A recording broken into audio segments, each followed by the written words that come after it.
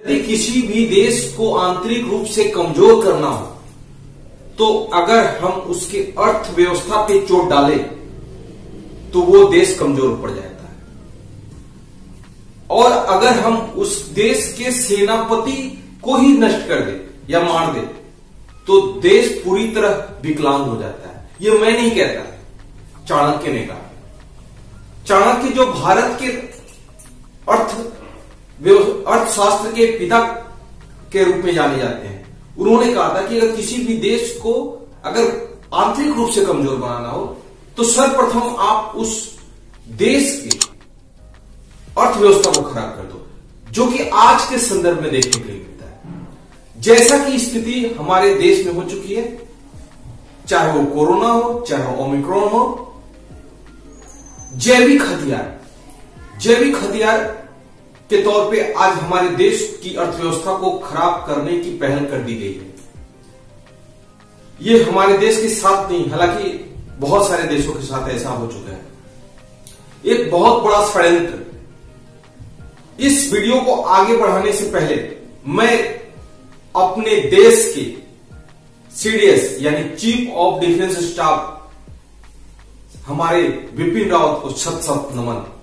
मैं उनको और उनके परिवार के प्रति अपनी संवेदना, अपने इंस्टीट्यूट के प्रति संवेदना व्यक्त करना चाहूंगा, क्योंकि उन्होंने अंतिम क्षण तक अपने देश के लिए लड़ा और उन्होंने अपने जो वर्दी का रंग है, जो ऑलिव शेड कलर है, वो उसी को बरकरार रहने दिया।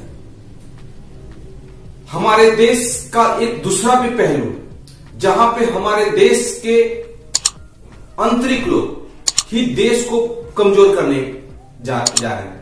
मैं अगर चाणक्य का बात फिर से उठाऊं तो चाणक्य ने कहा था कि किसी देश या किसी समाज या किसी परिवार में अगर किसी परिवार को अगर कमजोर करना हो तो उस परिवार के आंतरिक कलह को बढ़ा दो।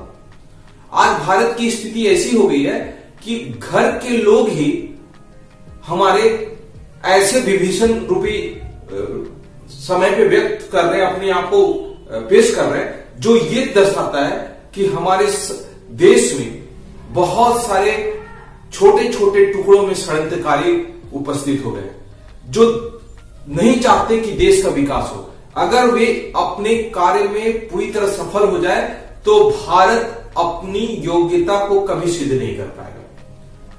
और अभी जो स्थिति हुई है, उस स्थिति के अनुसार तो मैं यही कहना चाहता हूं कि अभी समय है हम जागे, अदरवाइज हमारे देश में एक बड़ी ही विकट परिस्थिति ने चुनौती देना शुरू कर दिया है। अगर परिवार में आंतरिक कलह, तो आप अपने घर में क्यों ना बहुत कम पैसा कमाते हो, कभी भी आप पैसा को एकत्रित नहीं कर पाओगे, अपने आप को आगे नहीं बढ़ा पाओगे, क्योंकि आपसी सहमति होना बहुत जरूरी है। परिवार का भी आगे बढ़ने के पीछे आपसी सहमति ही होता है, वही परिवार आगे बढ़ता है। हालांकि एक समय था जब भारत में संयुक्त परिवार का होड़ था, मैं थोड़ा सिविक्स में भी आ जाता हूं, लेकिन जैसे जैसे समाज आगे बढ़ा, आज हमारा देश संयुक्त परिवार से हटके छोटे छोटे टुकड़ों में बंट रहा है। सभी भाइयों में दरार आते जा रहा है और आज ऐसी स्थिति है कि सभी अपने अपने तक ही सीमित रह गए। हमारा देश का भी यही स्थिति है कि हमारा देश आज अपना अपना टुकड़ों में बंट गया। ये तो रहा बात हमारे देश से रिलेटेड, जो हमारी परिवार से रिलेटेड, जो कि हमारा अर्थव्यवस्था को प्रभावित करती है।